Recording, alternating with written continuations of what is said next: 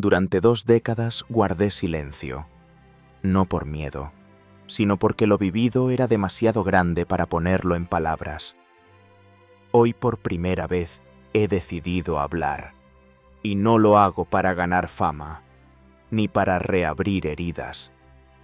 Lo hago porque hay algo que arde en mi alma, una urgencia que me empuja desde dentro, algo que me dice que ha llegado el momento de contar lo que vi, lo que sentí y lo que me transformó para siempre. Me llamo Juan Camilo y en el año 2003 interpreté a Jesús de Nazaret en una de las películas más intensas jamás filmadas. Muchos conocen el resultado final, pero casi nadie sabe lo que ocurrió detrás de las cámaras. Lo que voy a compartir contigo no pertenece al mundo del cine, ni al espectáculo. Esto es un testimonio, un grito del alma, una verdad que me fue revelada en carne y espíritu. Antes de continuar, quiero invitarte a cerrar los ojos por un instante. Respira hondo, y si estás dispuesto a escuchar con el corazón, reza conmigo, Señor mío y Dios mío. Si estas palabras llegan a alguien que sufre, que duda, o que se ha alejado de ti, toca su corazón con tu presencia, que no sea mi voz, sino tu verdad la que resuene en sus entrañas, porque solo tú sabes lo que necesita cada alma, y solo tú puedes encender la luz donde hay oscuridad.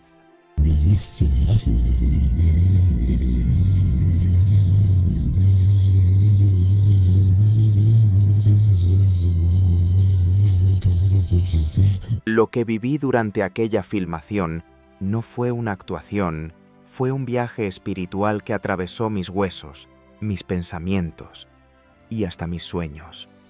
No fui yo quien eligió este papel, fue el papel quien me eligió a mí.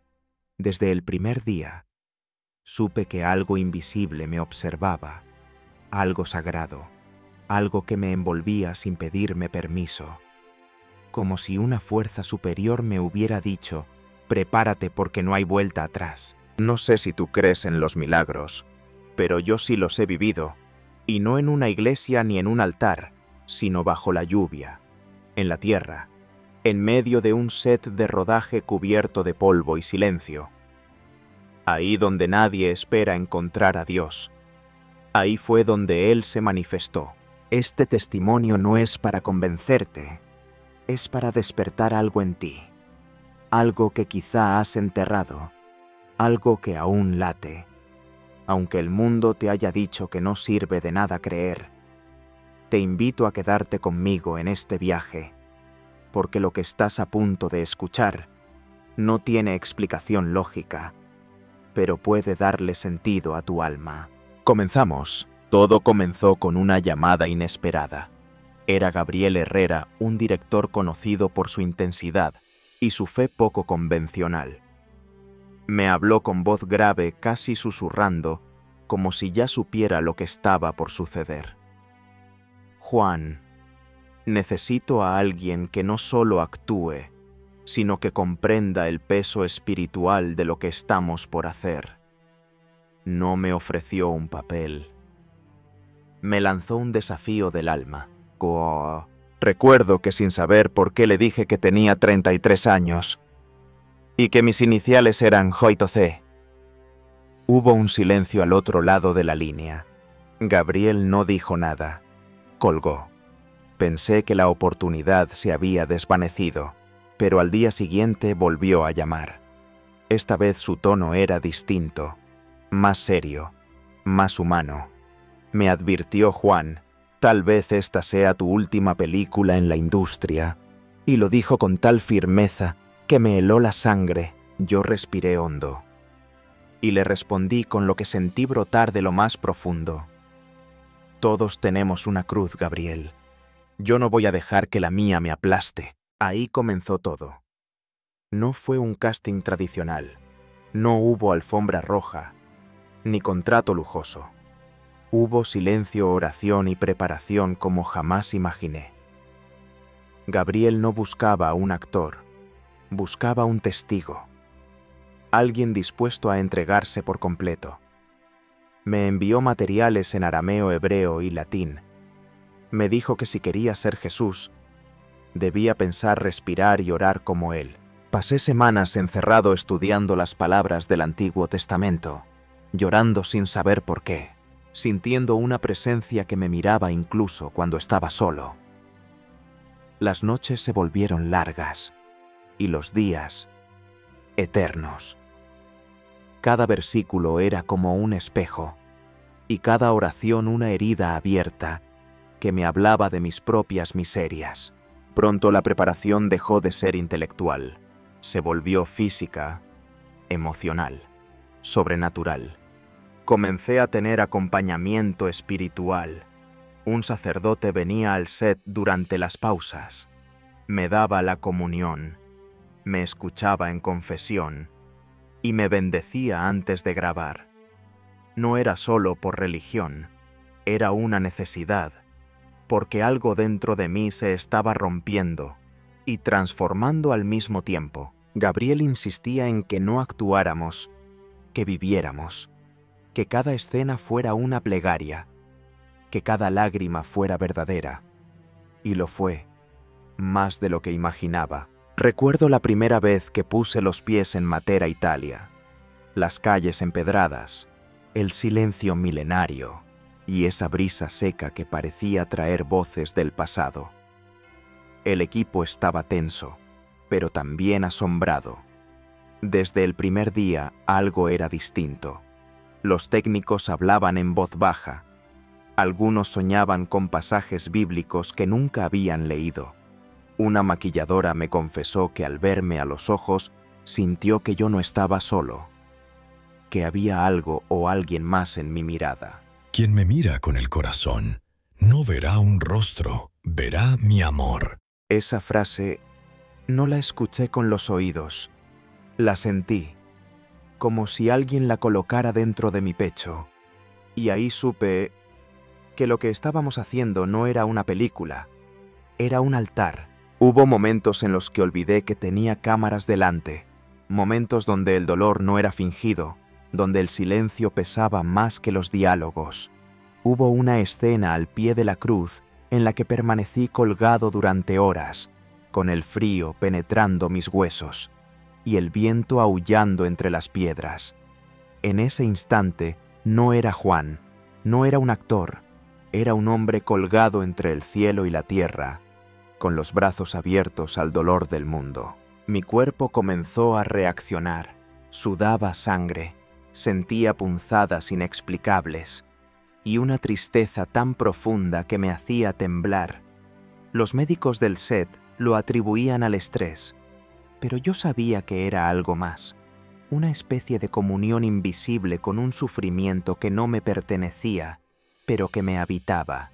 Una noche, sentado solo frente al campamento, miré al cielo y lloré como un niño. No entendía qué me estaba pasando.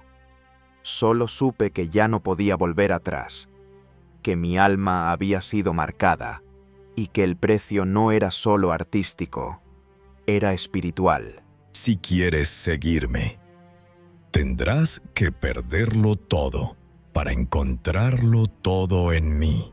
Desde entonces nada volvió a ser igual. Mis ojos veían distinto. Mi voz temblaba con otra frecuencia. Las palabras que salían de mi boca no eran mías. Y cada vez que pronunciaba «Padre, perdónalos», sentía que esas palabras me atravesaban como una lanza y también me sanaban. Esta no fue una actuación, fue una conversión, un bautismo de fuego que me quemó por dentro para darme una nueva vida, una nueva misión y una voz que hoy, por fin, se atreve a hablar. ¿Y tú te atreves a escuchar lo que viene? No pasó mucho tiempo hasta que comprendimos que estábamos rodando en un terreno distinto. No me refiero solo al paisaje, sino a una dimensión invisible, una atmósfera que envolvía cada rincón del set como si lo sagrado nos estuviera vigilando. En Matera cada paso que dábamos parecía resonar en la piedra, y cada silencio pesaba como una plegaria sin pronunciar. Lo más inquietante fue cómo todo comenzó a cambiar, sin explicación racional. Las luces parpadeaban en momentos clave. Los relojes del equipo se detenían a la misma hora, 3:10 AM, la hora de la divina misericordia. Nadie lo mencionó al principio, tal vez por miedo al ridículo, pero lo sentíamos. No estábamos solos. Una madrugada, mientras preparábamos la escena en el huerto de Getsemaní, ocurrió algo que congeló el alma de todos. Todas las luces artificiales del set se apagaron de golpe. No hubo fallos técnicos, ni cortocircuitos. Los técnicos revisaron todo. No encontraron nada.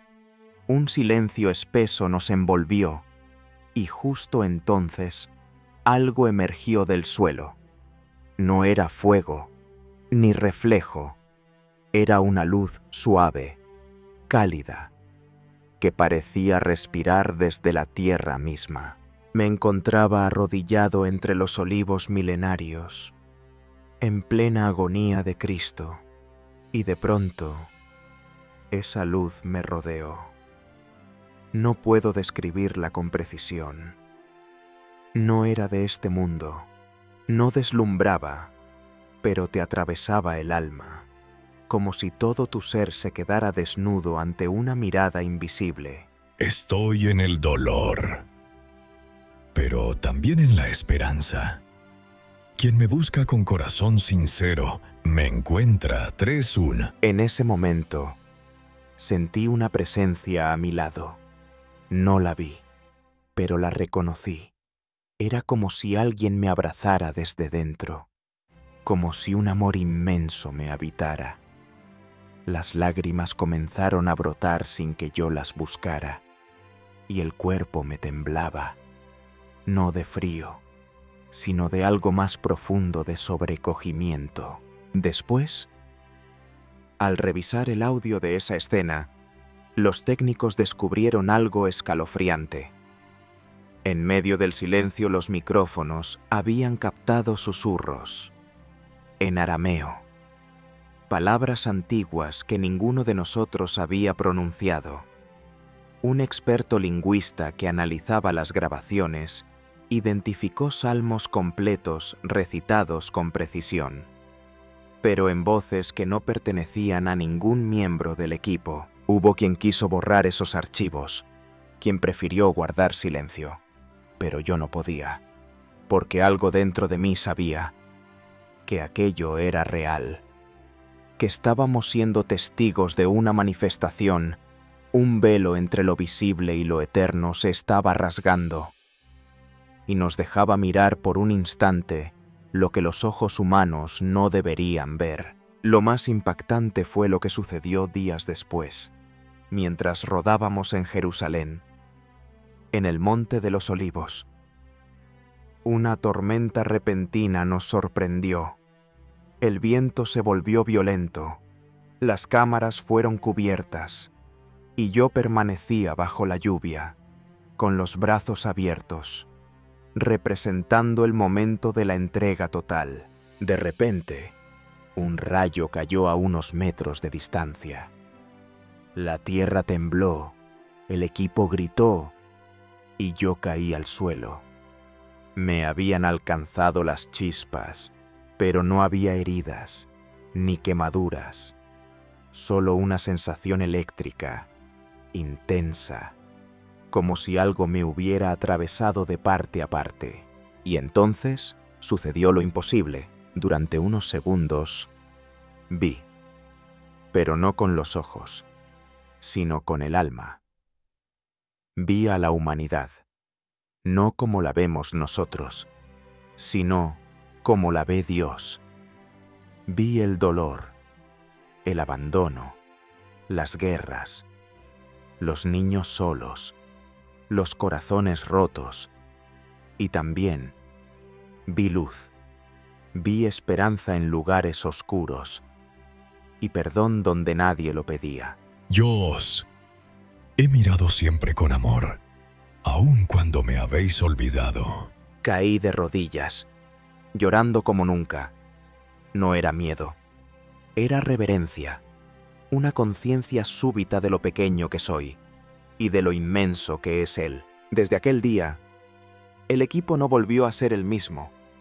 Algunos técnicos abandonaron el proyecto, otros guardaron silencio para siempre.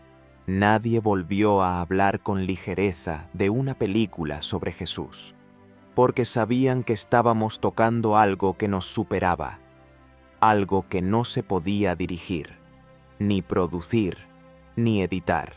Y en lo profundo, lo sentí ya no era un actor contando una historia, era una historia contándome a mí. A medida que avanzaba el rodaje, las manifestaciones no solo se intensificaban, sino que comenzaban a dejar huellas físicas en mi cuerpo. No eran simples sensaciones, eran marcas, dolores, heridas. Al principio creí que era estrés, o quizás sugestión, pero cuando los médicos no pudieron explicarlo, supe que lo invisible había cruzado un umbral y ahora habitaba también mi carne. Una mañana, durante la preparación de la escena de la crucifixión, desperté con un dolor punzante en el costado derecho. No le di importancia, hasta que uno de los asistentes de maquillaje me miró con el rostro pálido y murmuró: «Juan, estás sangrando». Me quité la túnica y ahí estaba, una herida limpia, de unos 3 centímetros, justo en el lugar donde la tradición dice que Jesús fue atravesado por la lanza romana. No hubo contacto, ningún objeto me tocó, no hubo caída, ni golpe, simplemente la herida apareció. Los médicos del equipo tomaron fotos, me examinaron, intentaron encontrar una explicación racional. No la hubo. No había infección, ni desgarro, ni lógica. Solo sangre y una paz extraña, como si ese dolor no fuera mío, sino prestado. Cuando permites que mi dolor entre en ti, también dejas que mi luz te transforme. Durante las escenas más intensas, especialmente aquellas en las que representaba el sufrimiento, mi cuerpo comenzaba a temblar, mi voz cambiaba de tono y mis pensamientos se desvanecían. No actuaba, simplemente me dejaba llevar por una fuerza que parecía hablar desde dentro. Una noche, al finalizar una jornada de grabación en Jerusalén, me quedé solo en la colina donde representábamos el Gólgota. La luna estaba alta y el viento era frío, pero no sentía temor. Caminé unos metros y al girarme, la vi. A lo lejos, una figura femenina, vestida de azul, inmóvil, observando. No se movía, no hablaba, pero irradiaba una presencia maternal, sobrecogedora. Sabía quién era, lo sentí en lo más profundo. Ella también llora por vosotros, por cada hijo que se pierde, por cada corazón que se cierra. ¿Era María?, dije en voz baja. La madre estaba allí. Algunos miembros del equipo también la vieron. Otros sintieron su perfume. Nadie dudó. A veces, lo sagrado no necesita explicaciones. Solo silencio y reverencia. Lo más desconcertante fue lo que captaron las cámaras en esas semanas. En varias tomas, especialmente durante escenas de oración o dolor, aparecieron orbes luminosos, pequeñas esferas de luz que no respondían a ningún reflejo, ni efecto óptico. Se movían con intención, como si flotaran siguiendo mis gestos o reaccionando a las emociones del momento. Un experto en imagen digital que analizó los vídeos. Descartó toda posibilidad técnica. Estas luces no son polvo, ni reflejos. Parecen tener conciencia.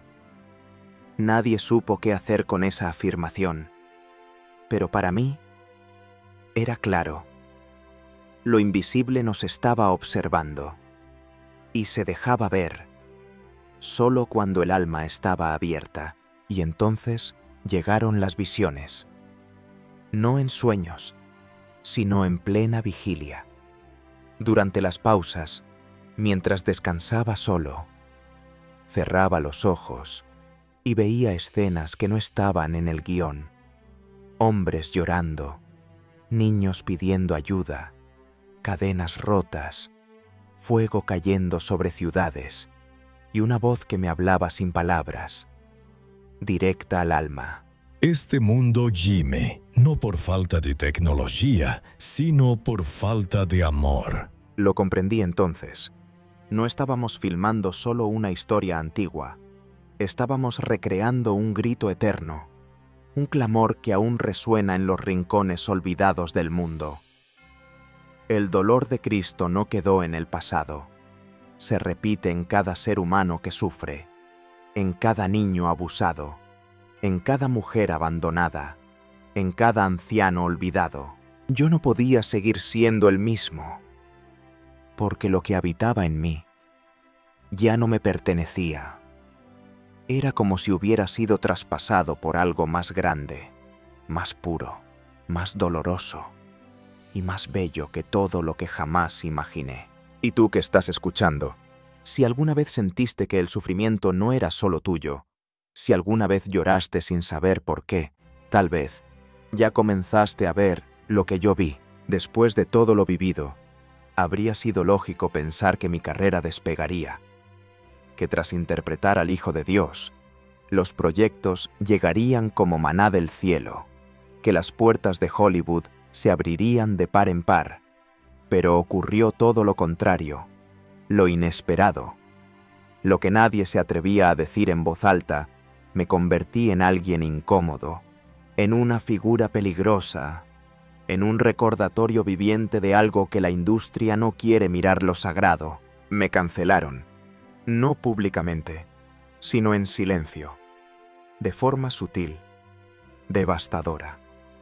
Las llamadas dejaron de llegar, los papeles desaparecieron, los agentes susurraban que mi nombre era difícil de vender, que ya no encajaba en el mercado.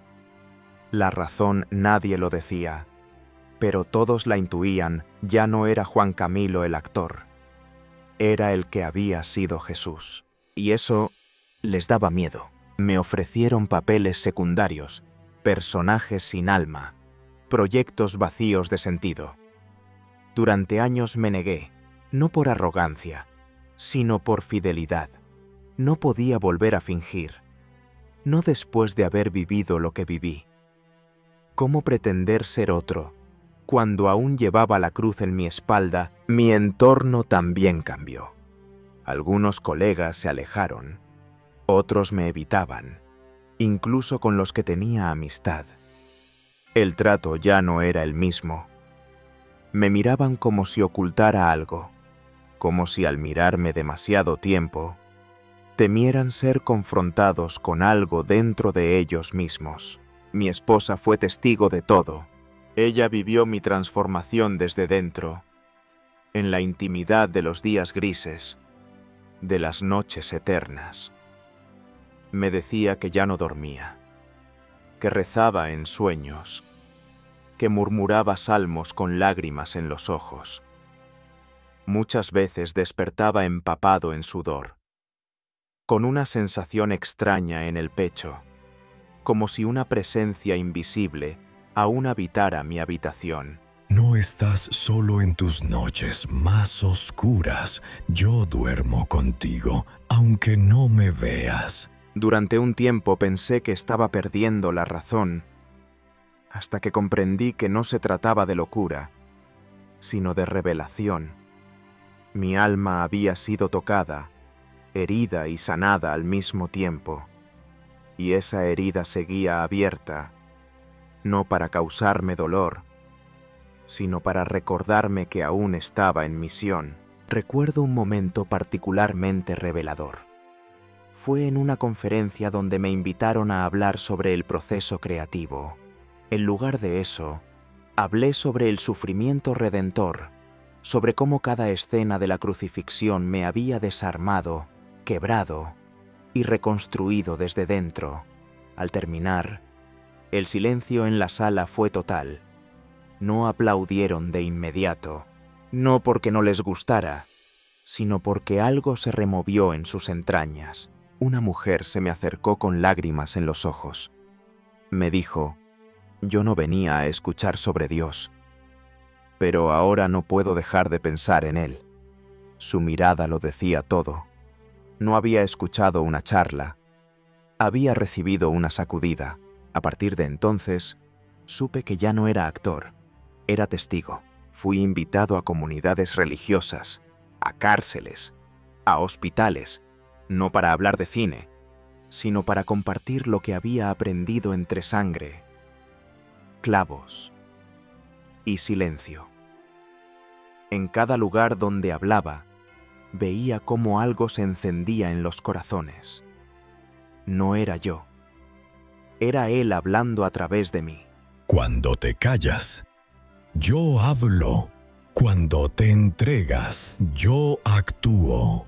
Y sin embargo, el precio fue alto. Perdí contratos, amistades, prestigio. Muchos me consideraron un fanático, un loco, una reliquia de otro tiempo.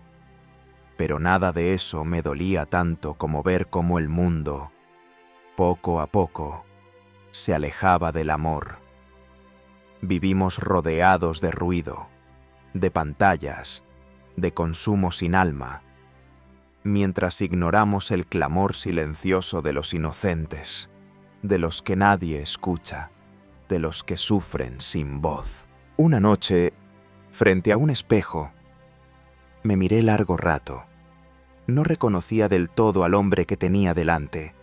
Ya no era el mismo que entró en aquella película con sueños de actor. Ahora era alguien que había sido despojado de todo y que aún así sonreía.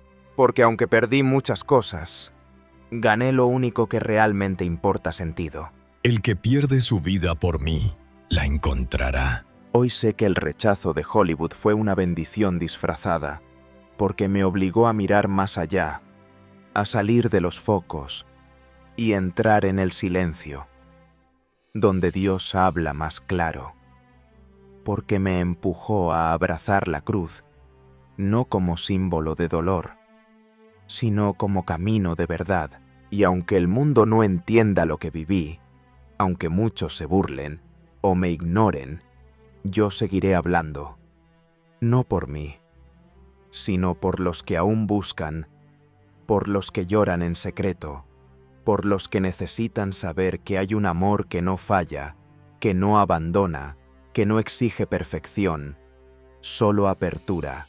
Así comenzó mi verdadera carrera, no en Hollywood, sino en el alma humana, y esa no conoce de aplausos, ni de contratos, pero sí de eternidad. Hubo un momento en el que me sentí tentado a callar para siempre, a guardar todo lo vivido en un rincón del alma y seguir adelante como si nada hubiera pasado. Pero entonces vi el sufrimiento real, el del mundo, el que no aparece en las películas, el que no se aplaude ni se premia. Vi a los niños esclavizados, vendidos como mercancía, usados como objetos en el infierno silencioso del tráfico humano, y algo dentro de mí gritó. Fue entonces cuando recibí el guión de una película diferente. El sonido de la libertad, una historia dura, cruda, dolorosamente real.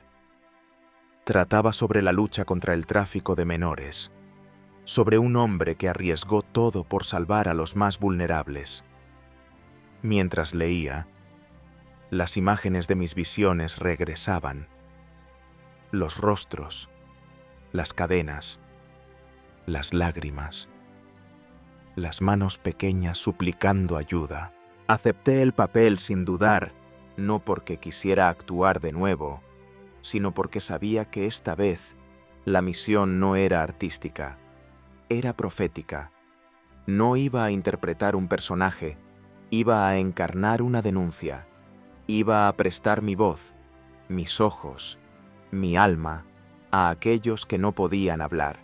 Durante la promoción de la película, muchos me preguntaron por qué había aceptado un tema tan incómodo, tan alejado del cine comercial. Y mi respuesta fue sencilla. Después de haber visto el sufrimiento desde los ojos de Cristo, ¿cómo podría quedarme callado ante el sufrimiento de los inocentes? Lo que hagáis a uno de estos pequeños, a mí me lo hacéis. Esa frase no era solo una cita, era una lanza directa al corazón. Porque la indiferencia es la peor forma de violencia. Y vivimos en una sociedad que ha aprendido a mirar hacia otro lado, a cambiar de canal, a justificar lo injustificable con frases como «no es mi problema» o «no puedo hacer nada». Pero sí podemos. Podemos hablar, podemos denunciar, podemos incomodar, porque hay silencios que matan. Y el mío ya había durado demasiado. En cada entrevista, en cada plató, en cada evento, aproveché para hablar del mal que se oculta tras la sonrisa falsa del progreso, de la corrupción que permite que niños desaparezcan sin que nadie los busque, de las redes de poder que comercian con la inocencia como si fueran cifras, estadísticas, basura humana. Y no todos estaban cómodos. Muchos medios evitaron reproducir mis palabras. Otros me acusaron de exagerar, de hacer propaganda religiosa o moralismo barato.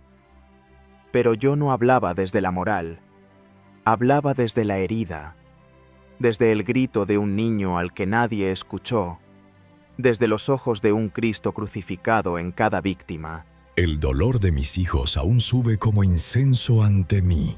¿Dónde están los que deberían defenderlos? Recuerdo una visita a un refugio de niños rescatados.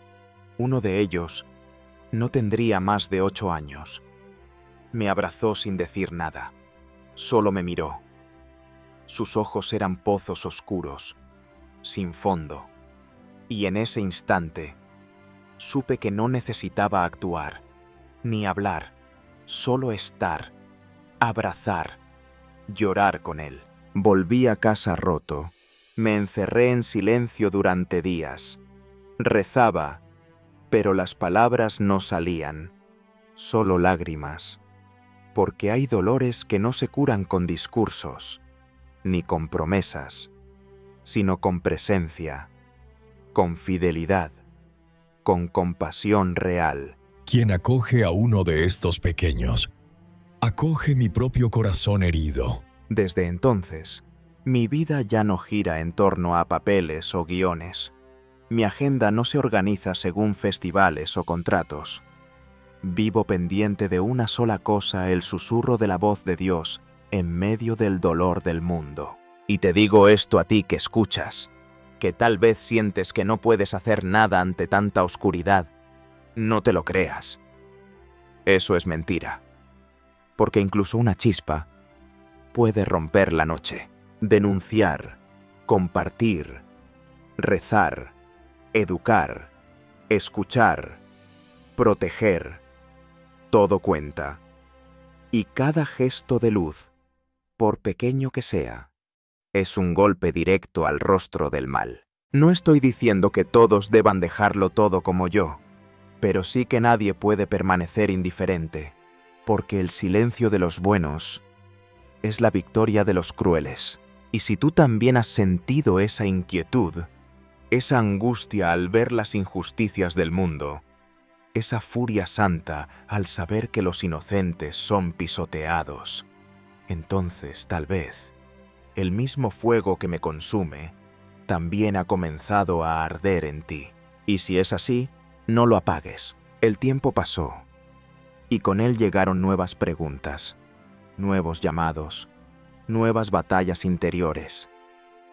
Pensé que ya lo había dado todo, que mi cruz ya había sido cargada, pero el Señor, en su misterio, aún tenía un camino más para mí. Gabriel Herrera, el mismo director que me había lanzado aquel reto espiritual años atrás, me llamó de nuevo. Juan, es hora de volver. Al principio, no entendí. ¿Volver a qué?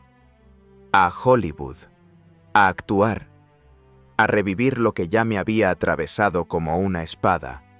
Gabriel me miró con los ojos firmes y la voz temblorosa. Vamos a hacer la resurrección, la secuela de la historia que nos cambió la vida. Mi primer impulso fue decir que no. No porque no creyera, sino porque temía volver a aquel lugar interior, a ese abismo de luz y sombra donde uno se encuentra cara a cara con lo eterno. Tenía miedo. Sí, miedo real. Porque sabía que no se trataba de una película, se trataba de una nueva entrega espiritual, de otro combate invisible. Esta vez, más profundo. No temas. El que camina conmigo no vuelve a caminar solo. Gabriel me explicó que esta nueva obra no solo narraría el regreso de Cristo, sino que penetraría dimensiones espirituales. Mostraría la victoria sobre la muerte no como un milagro físico, sino como una explosión de realidad eterna que rompe el velo de esta existencia. Acepté, pero no sin temblar. Para lograrlo, usaríamos tecnología para rejuvenecerme a los 33 años.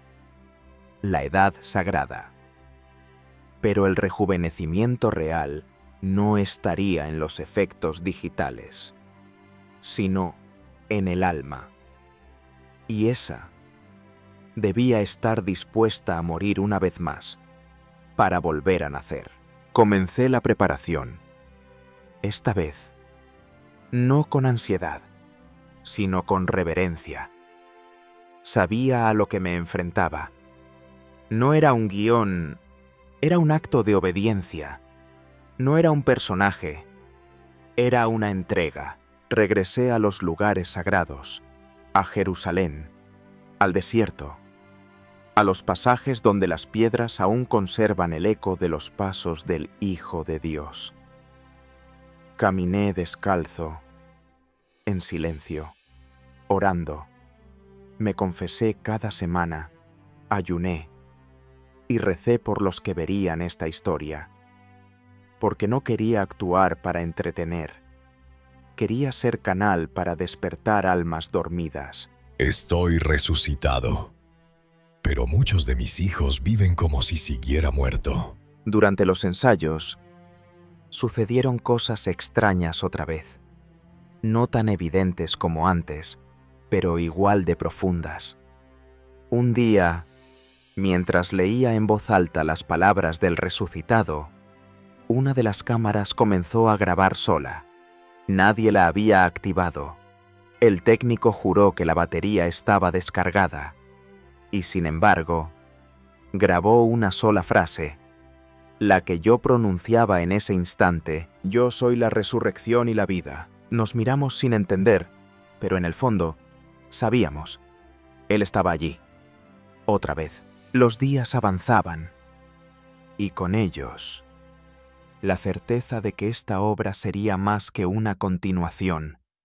Sería un mensaje para este tiempo, para una generación que ha perdido el asombro, que se burla de la fe, que reduce lo divino a metáforas estéticas o memes vacíos. Pero Cristo no es una metáfora, ni un símbolo, ni una idea. Es una persona viva, real, presente. Yo no soy un recuerdo, soy la vida misma, y espero en la puerta de tu corazón. Gabriel me dijo una frase que nunca olvidaré. Esta película no la dirigimos nosotros, la dirige el cielo. Y tenía razón. Cada escena era oración, cada silencio, un altar, cada mirada, un puente entre este mundo y el eterno.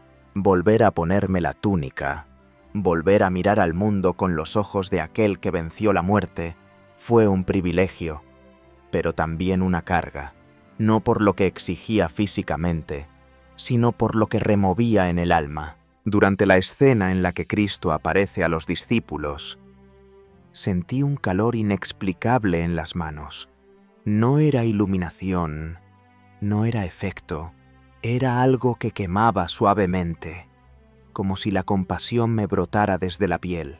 Tocad mis manos, ved que soy yo, no un fantasma, sino el amor encarnado. Al terminar esa jornada, me encerré en mi habitación, caí de rodillas y lloré, no por agotamiento, sino por gratitud, porque a pesar del miedo, de las heridas, de las pérdidas, aún era llamado, aún se me confiaba un mensaje, aún tenía una cruz y un propósito, y comprendí algo esencial: la resurrección no es solo un evento histórico, es una realidad diaria, es volver a levantarse después de cada caída, es elegir la luz en medio de la oscuridad, es creer que el amor siempre tendrá la última palabra.